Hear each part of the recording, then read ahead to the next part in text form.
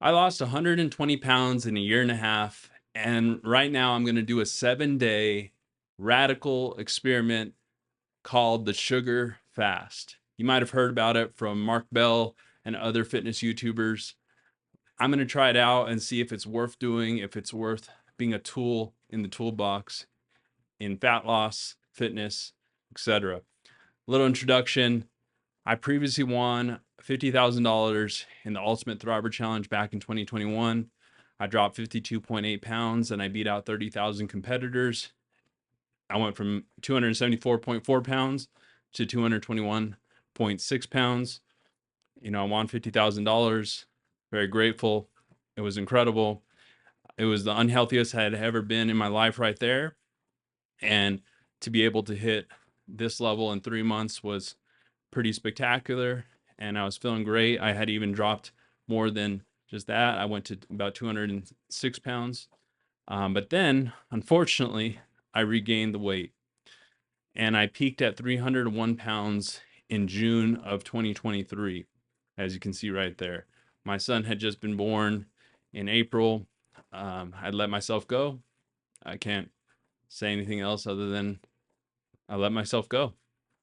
Stress and everything else, and just going through a lot and getting comfortable. What more can I say?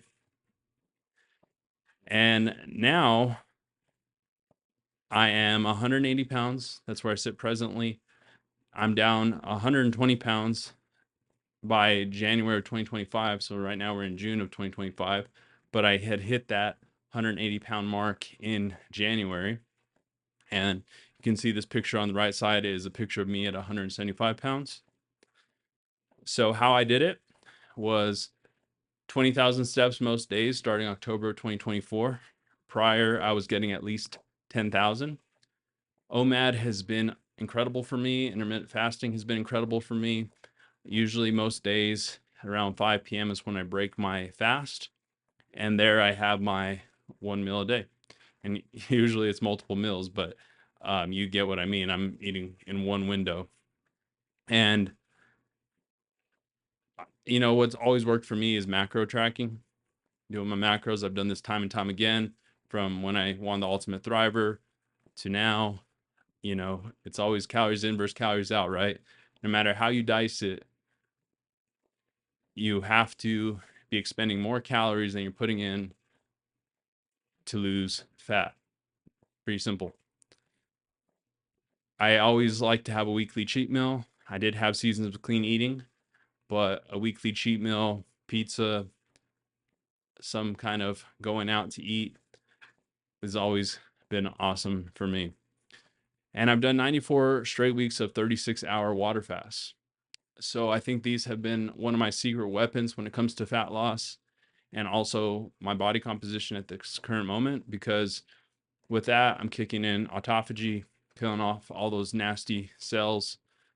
It's been incredible for fat loss and caloric cycling, because if you don't eat one day, for me, that's pretty much like I get an extra 3,000 calories later in the week, for my cheat meal or whatever it might be. Or I go into more of a caloric deficit and I'm losing more fat, right?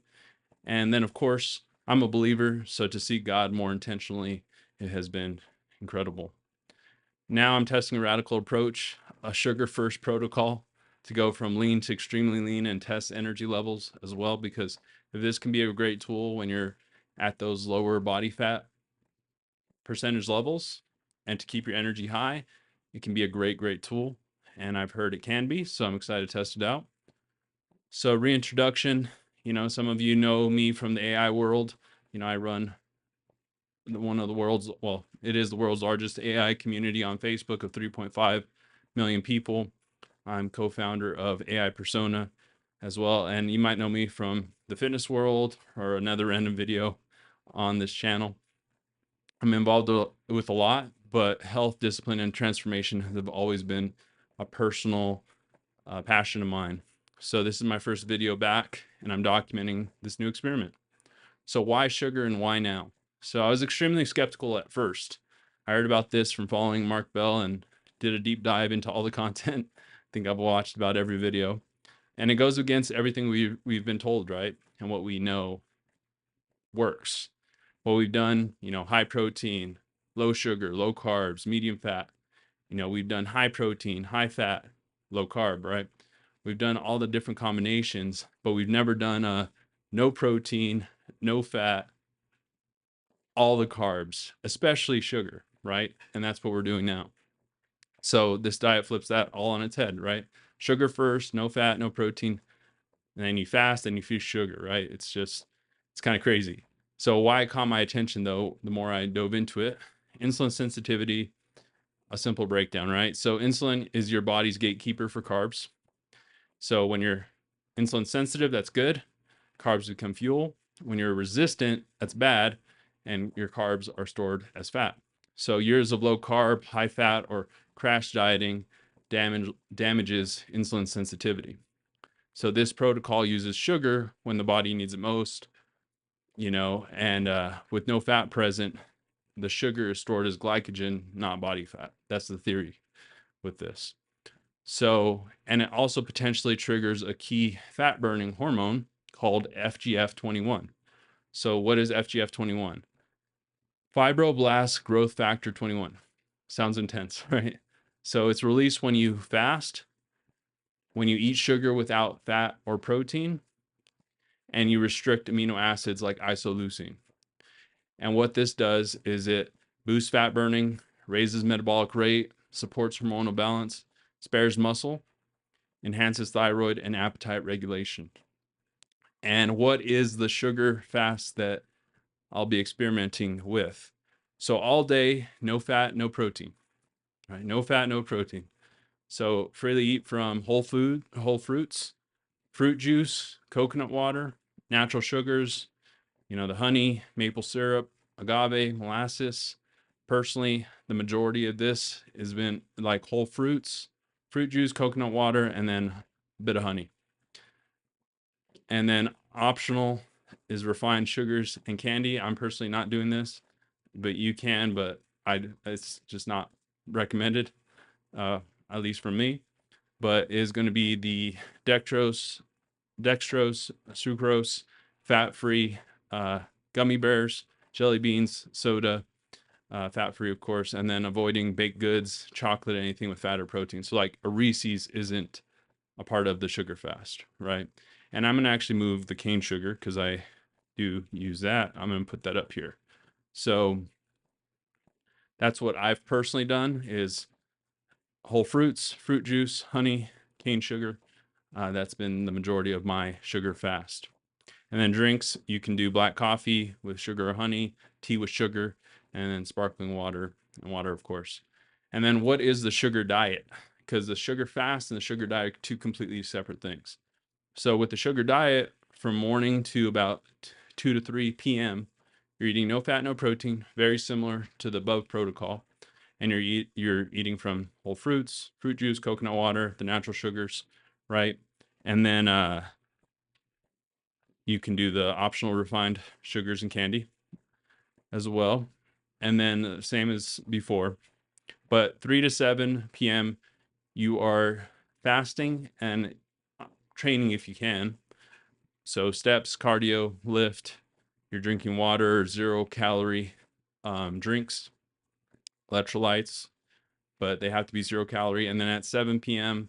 or 6 p.m., if you cut your window a little earlier, you're eating a lean protein, lean chicken, turkey, or beef, right? You're going for those 99% or 97.3.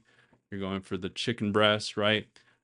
White fish like cod, egg whites, whey isolate. And then you choose a low fat starch. So cooked white rice, potato or sweet potato, rice noodles, rice cakes.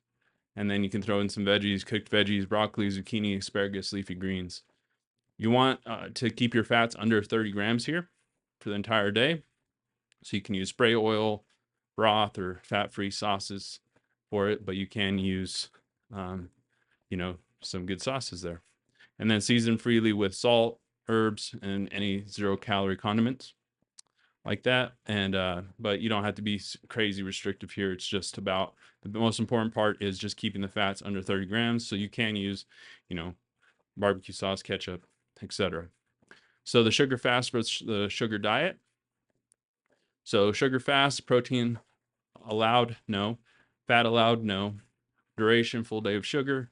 Muscle support, minimal. But the research is actually kind of interesting because supposedly it puts you into a muscle preserving state with having that many carbs in your system. So kind of interesting.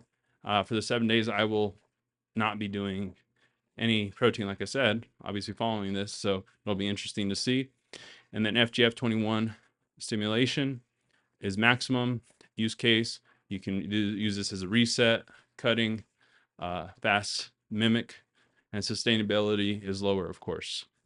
And then what is the sugar diet? You know, you got is your protein allowed at night only? Fat allowed, still minimized at night, keeping it under 30 grams. Duration, you know, you go sugar, fast, then lean protein. Muscle support is strong because, of course, you are hitting your protein for the day because you are breaking. You know, it's interesting because actually fruit has a lot of protein, a good amount at least. And then if you couple it with, you know, that lean protein source, it's very easy to hit your protein goal, at least 0.5 grams of your body weight, of course, up to 0.8 to grams to your body weight. And then the FGF21 stimulation is strong. Use case as a lifestyle or daily use, and sustainability is high because, you know, you're eating fruit the first part of the day, a bunch of sweets, bunch of good stuff, and then later part of the day is when you're getting your protein and your starch. So why this may work, right? So it boosts FGF21 and insulin sensitivity. So overeating sugar, especially without protein, can spike FGF21, a liver hormone shown to increase metabolic rate and improve insulin sensitivity. Even in human studies where protein restriction alone boosted energy expenditure. Super interesting. And then raises metabolism instead of slowing it. So mice given sugar-rich diets like Coca-Cola instead of water ate up to 4 times more calories yet maintained the same weight, suggesting a massive metabolic ramp up. Mark Bell actually replied to one of my stories and he said 20% is what they're saying it is. And similar mechanisms appear to play out in humans when protein is low and sugar is high. So avoids thyroid suppression from chronic restriction. So most diets slow metabolism due to chronic calorie restriction. This model flips that by mimicking a caloric surplus at the liver through fructose. Without actual overfeeding, the body increases calorie burn without suppressing thyroid output. So, and I did get a lot of this information from a podcast Mark Bell did with anabology, and a lot of great information looked into the research. It's fascinating nonetheless. So how I'm testing it, so I'm doing 7 days straight of a sugar fast. So just fruit juice, and sugar. Simple as that. I will be doing 1-to-1 calorie tracking though. So whatever I ate in a 7-day period is what I'll eat in a 7-day period with this in a normal week. So, you know, 3,000 calories a day pretty much. And I'm already pretty lean. So can this be a tool for me to use to get leaner and keep my energy levels high? And I'll share my results. So a little bit of lifestyle context. The goal for me is to stay between 8 to 12% body fat year round, be healthy and athletic, feel great, and live lean without obsession. You know, I've been fat, I've been unhealthy. I love being athletic and lean. I enjoy it, and being strong, of course. So I still want to enjoy one big cheat meal a week. I love pizza. I love burgers. You know, I love that kind of food. I know it's probably not good. Seed oils, I get it. I'm a big into healthy eating as well, but I think, you know, I usually live 80-20.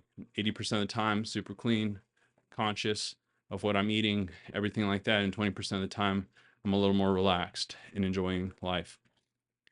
36-hour water fast balances any overages I have. So I've done these for 94 weeks in a row. One of my fat loss secret weapons. I'd like to share a little bit more with that, more of that and that tool with you guys in the future. So I eat 3,000 calories most days, resistance training 3 times a week. I don't really go to the gym. I have resistance band training here at home. I use the X3 system. I have for several years now, and it has helped me save a lot of time, yet stay athletic and strong.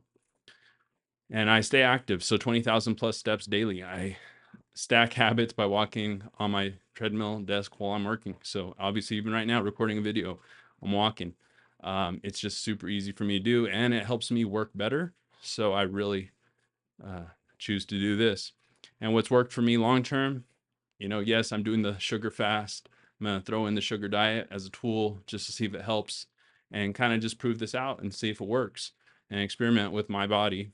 But what's worked for me long term is macro tracking, OMAD and intermittent fasting, resistance training, walking, and weekly water fasts.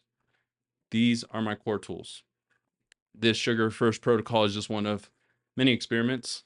I want to share what works and what doesn't, and I will share it with you guys. So what's next? I'll be sharing results on fat loss or the lack thereof, mood, energy, sleep, and performance over these 7 days on the sugar fast. So I would love for you guys to subscribe, follow my journey. I'd love to share more fat loss tips and tools with you guys, and just overall productivity, biohacks. Very passionate about that kind of stuff, and just feeling our best, being our best, and becoming our best for us and for our family and for the people that we serve. And, my prayer is always to live a life that pleases God and serves the people he put me here to serve. And in my mind, being fit, being active, being healthy is one way we can show up better and do better every single day. So I'd love to hear from you guys. So comment if you want to deep dive into anything, or if you're trying out the sugar fast or sugar diet, leave your experiences down below. We'd love to hear more. Have a great day.